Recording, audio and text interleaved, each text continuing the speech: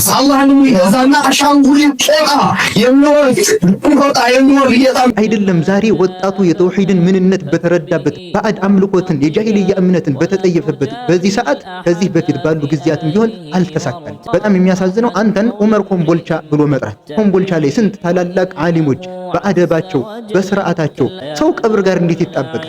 ቀብር ላይ ዶሪህ ካልገነባው ቀብርን ካላመለኩ ሙታንን ካልተጣራው ሱብሃንአላህ ሳላህንም ይዛና አሻንጉሊት ቄራ የሚወር እየጣም ያመን ማን አዛም ብሎ ወንድማችን ንግራቸው ባለኝ ከነጋ አንዲበል ወይ እንዲና አይደለም ሲለጅ ማሳይ አይደለም ለክሲም አና ዘንከሎ አሁን አላስቀበረም አላስጠኛም ረሃቢያ እንደ ሐቅ ከሆነ ይህ ግለሰብ ኢስላማዊ አስተሳሰብ ቀርቶ ሰዋዊ አስተሳሰብ ራሱ ያለው አይመስልም።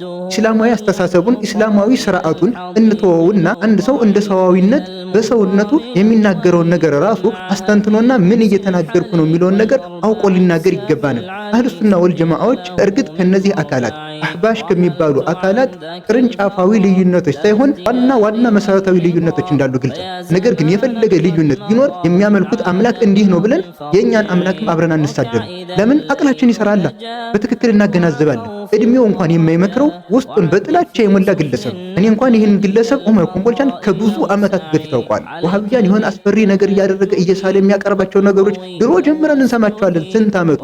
ከዚህም አለፈና ዛሬ ደግሞ ወሃቢዎች ብሎ የሚያመልኩት አምላክ ብሎ ደግሞ እንደዚህ አይነት ድንበር ያለፈ ንግግር እስከ መናገር ደረሰ። ሳላህንም ይዛና አሻንጉሊት ቄራ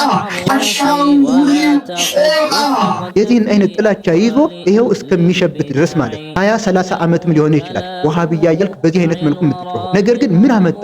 ላንቃ እስኪበጠስ ድረስ እየጮህክ ነው። ምን አመጣ? ወሃቢያ የምትላቸው አካላቶች ላይ ምንድነው ያመጣው? ወላሂ አይደለም። ዛሬ ወጣቱ የተውሂድን ምንነት በተረዳበት ባዕድ አምልኮትን የጃሂልያ እምነትን በተጠየፈበት በዚህ ሰዓት ከዚህ በፊት ባሉ ጊዜያትም ቢሆን አልተሳካል። ሰው እድሜው በሄደ ቁጥር ቀስ እያለ እየተረጋጋ እያገናዘበ ይመጣል እንጂ እንዲሁ ከጥመት ላይ ጥመት እንዲህ አላህ ይጨምርብሃል።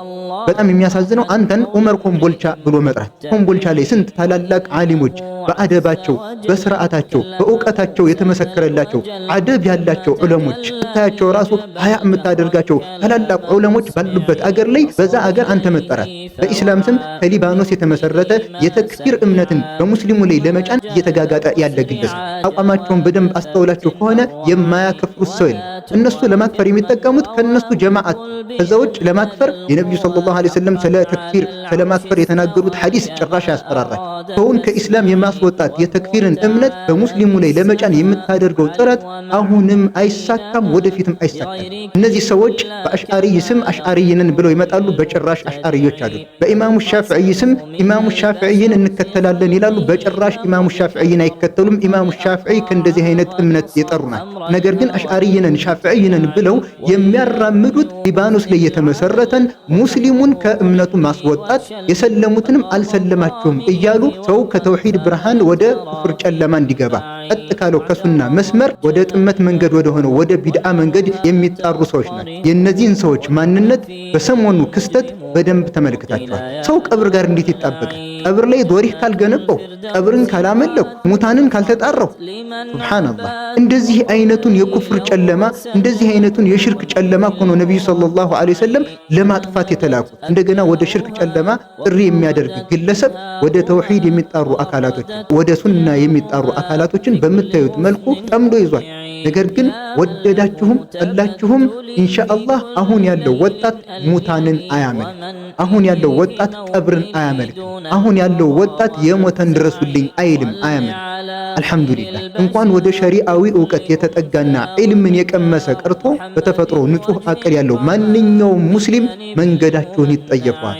እንደዚህ አይነትን ኹራፋት ይጠየፋል። በስተመጨረሻም የመጅሊስ አመራሮች እባካችሁ እንደዚህ አይነት ጥራዝ ነጠቅ በጥባጭ የሆኑ ሰዎችን ስርዓታቸውን አስይዙልን። ወሰላሙ አለይኩም ወራህመቱላሂ ወበረካቱ።